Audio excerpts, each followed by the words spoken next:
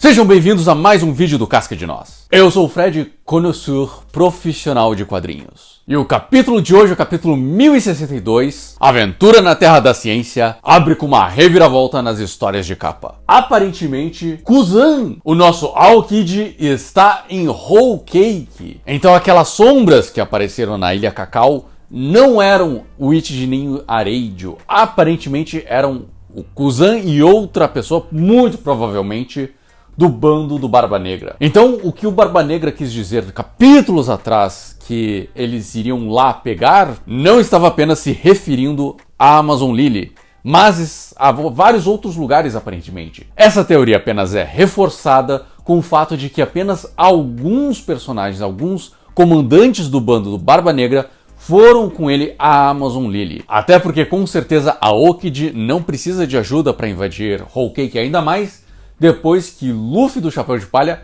invadiu, roubou coisas e saiu de lá. E a Big Mom nem sequer está lá, ela foi derrotada. Então Whole Cake Island está desprotegida neste momento. Estou extremamente ansioso para ver onde isso vai dar, porque tudo que envolve a Aokiji é de meu interesse. E a história continua com a reação dos Chapéus de Palha que estão dentro do Sunny, né? O Franky, Zoro, Robin, o Sop, Brook e Sanji. Com um foco em especial no Franky, que diz que era um sonho dele conhecer Vegapunk, que o robô dos sonhos, né, o robô gigante dos sonhos, foi sim construído, então ele está animado de ter visto que Vegapunk conseguiu realizar seu sonho de criança. E é claro que o Sanji vai simpar pela Vegapunk, por essa Vegapunk pelo menos, e o Sop totalmente apaixonado pelo robô gigante. E a Robin, sendo sensata, perguntando aquilo que todos os fãs de One Piece estavam perguntando no capítulo passado. Mas, peraí, Vegapunk não era um homem? E é legal de ver que a Robin já está preparando o ataque, né? Que ela não foi pega de surpresa e que ela está preparada para revidar caso tenha algum esquema ali, né? Sendo uma pessoa que foi perseguida desde a infância, dá pra ver o cuidado que ela tem quando conhece estranhos, quando estranhos aparecem pra ela. E nos é revelado que sim, este não é o Vegapunk original, e sim um segundo corpo.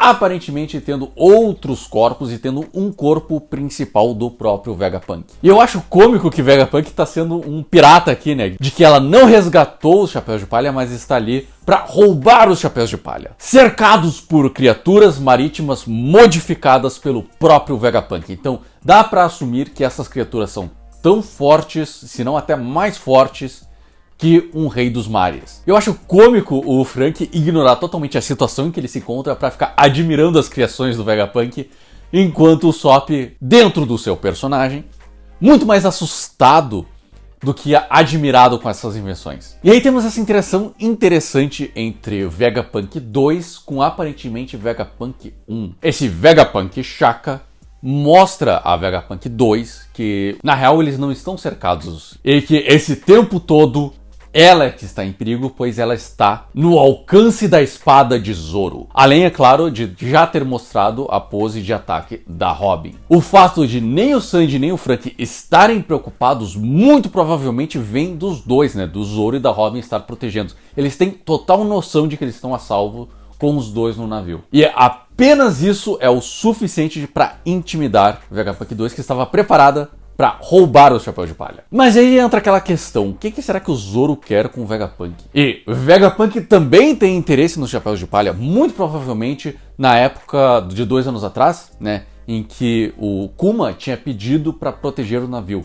Então, provavelmente esse interesse vem do Kuma, mas não pode se ter certeza. Pode ser outras questões que façam o Dr. Vegapunk ter um interesse mais aprofundado na tripulação do Chapéu de Palha. E aí cortamos para Egghead Island, a Ilha do Futuro, onde foi confirmada a teoria de Jewelry Bonnie ser filha do Kuma, né? Então foi algo que inclusive me pegou de surpresa, mesmo eu conhecendo essa teoria, eu não achei que ela fosse ser realidade. Mas tá aqui, Jewelry Bonnie é sim filha do Kuma confirmado. E a forma como ela falou me faz achar que ela também sofreu alguns experimentos nas mãos do Dr. Vegapunk. E aí, entrando na ilha finalmente, nós temos aquela interação clássica do Luffy, né? Onde o Luffy pula para as coisas, ele vai causando caos na ilha para conhecer melhor essa ilha. Então nós estamos na etapa do mundo comum, na etapa de conhecendo o mundo comum dessa ilha, e o que são as regras que regem aquela ilha. E a ilha em si é basicamente um parque de diversão. O Vegapunk me parece ser uma criança que nunca cresceu, com robôs gigantes lutando contra kaijus em hologramas, com máquinas de refrigerante e hambúrgueres para tudo quanto é lado. E eu acho interessante como ele também tem um interesse em se manter jovem. Não apenas isso, como os dois Vegapunks que nós conhecemos aqui são jovens e são mulheres. Então será que ele tem algum tipo de ligação com os Okamas ou com o jeito Okama de viver ou algo assim? Não sei, como eu disse, esse capítulo me deu muitas mais perguntas do que eu achei que iria responder. E eu quero apontar aqui uma nota de como o Oda tem cuidado em caracterizar os personagens mesmo quando eles estão no fundo, né?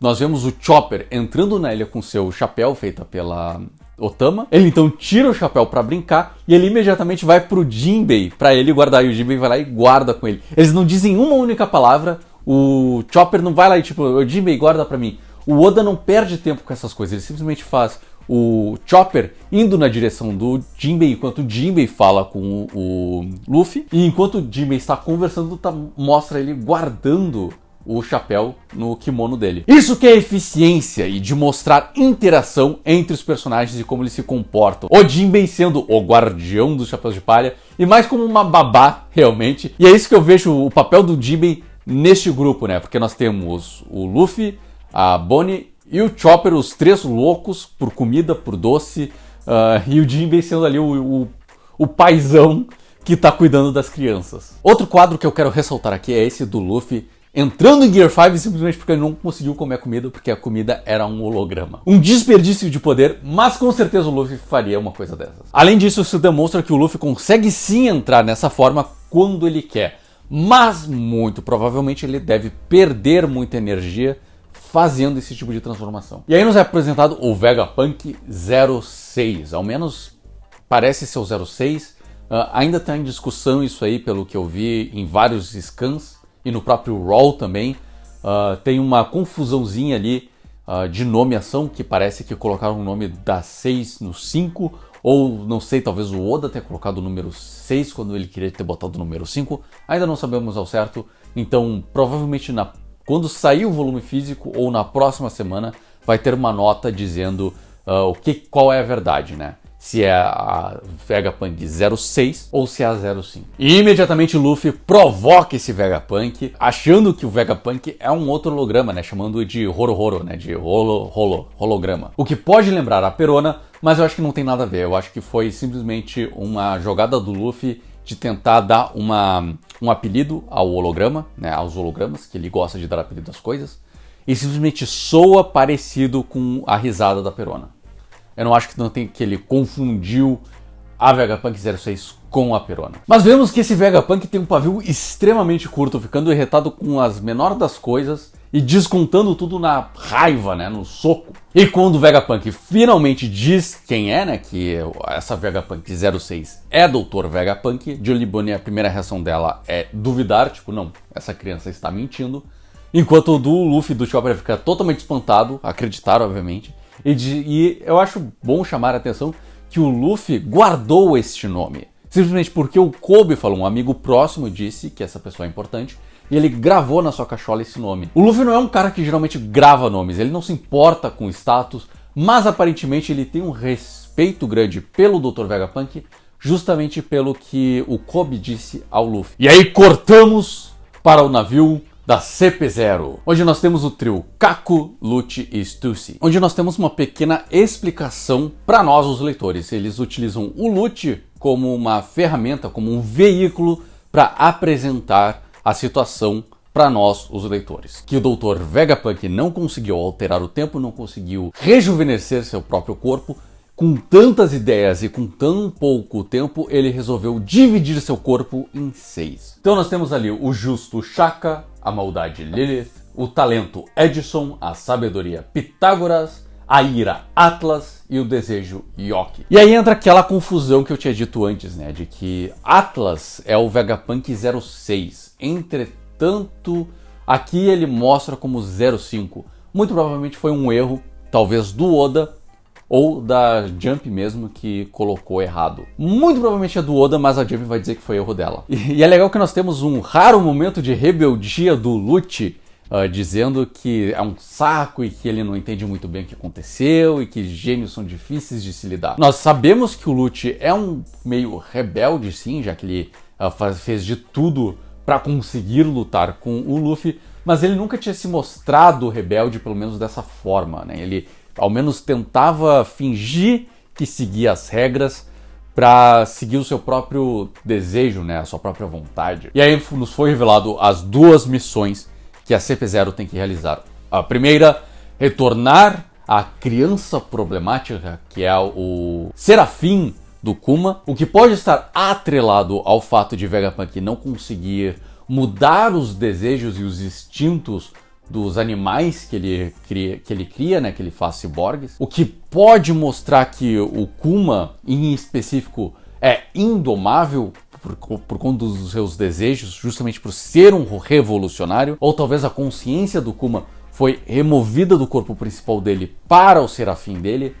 Não sabemos ao certo, mas a segunda missão foi o que realmente me pegou de surpresa e que me fez ficar hypado para o próximo capítulo, que é eliminar Dr. Vegapunk. No maior estilo, você foi útil até aqui, agora não tem mais serventia para nós, então você terá que ser eliminado. O que me faz achar que vai ser mais ou menos como foi Enies Lobby, só que ao reverso, né? O Luffy terá que proteger Dr. Vegapunk da CP0. E de sobra ainda pode rolar um Lute vs Luffy 2.0, já imaginou? E o capítulo termina aqui. Não entra num cliffhanger, porém a bomba que nos foi soltada com essa informação de que eles precisam matar o Vegapunk é o suficiente para me prender a semana inteira. Não foi um capítulo com muita ação, ele também nos deu bastante informação, foi bastante carregado de informação, mas como vocês viram, também foi bastante carregado de questões em que toda pergunta que nos é respondida aparecem 2 a 3 outras mais. Mas deixando isso de lado, eu realmente quero muito ver como é que seria essa luta do Lute vs Luffy 2.0. Porque, sinceramente, o Lute parece estar em desvantagem, muito o oposto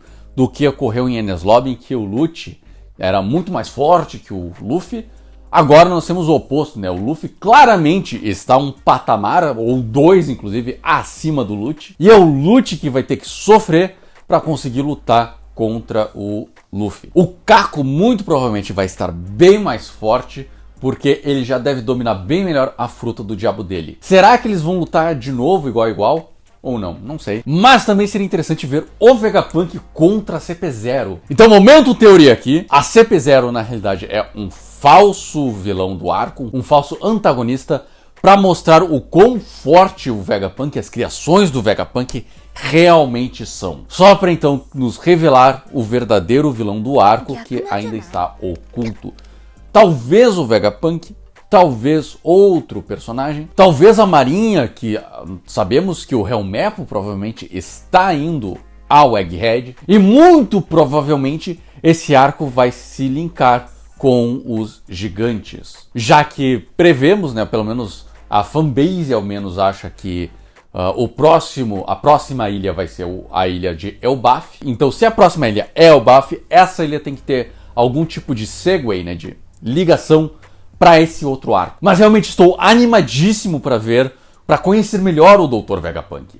Até porque eu não acho que tenham outros habitantes nessa ilha além do Vegapunk. Ótimo para um arco enxuto, né, onde não temos vários personagens, apenas o Vegapunk com outros 6 Vegapunks. E o que será que ele quer com os chapéus de palha? Talvez isso linke com um arco muito mais à frente, com o arco da guerra até. Mas vamos ver, né? Muito provavelmente o Franky vai sair com um power-up, né, dessa ilha, o que me preocupa pessoalmente porque os arcos que estão por vir, o formato que o Oda está fazendo em que cada arco, um chapéu de palha ganha um power-up, o Sanji tendo 2 power-ups seguidos, inclusive um com o traje dele da Germa e o outro dele descartando o traje para mostrar que ele tem um exoesqueleto agora, né, que o corpo dele se adaptou. Então muito provavelmente algum outro personagem vai ter um power-up. Talvez até o próprio Zoro, tendo despertado o hack do Conquistador, agora ele tem que conseguir dominar esse hack, ele tem que conseguir aprender a utilizar ele com a mesma precisão que o Luffy consegue. Ou talvez de uma forma diferente que o Luffy não utiliza. Mas enfim, foi um ótimo capítulo de construção, um ótimo capítulo para fazer build-up para a narrativa, para o segundo ato. Lembrando que ainda estamos descobrindo qual é a história, ainda não entramos exatamente no segundo ato, ainda estamos no primeiro ato e estou esperando para o incidente incitante ocorrer para que o plot aconteça. Mas se você não consegue esperar, então veja os incidentes incitantes que eu criei nos meus quadrinhos, nos meus projetos. Akarasu é um webtoon escrito e desenhado por mim, baseado no RPG de One Piece. Então se você gosta de One Piece, é provável que você curta esse quadrinho. E diga nos comentários o que você achou deste review, o que você acha das minhas teorias. E se você leu Akarasu, né, me diz também o que você achou, entra lá no Discord e diga o que você achou do Akarasu. Também tem outro quadrinho, o Honra, que se passa no Brasil em 1550, e é um quadrinho histórico. Eu pesquisei, conversei com historiadores, conversei com indígenas, para trazer essa história para vocês. Muito obrigado por ter assistido o vídeo até aqui, deixe o seu like se você gostou do vídeo, e lembre-se, as árvores somos nós.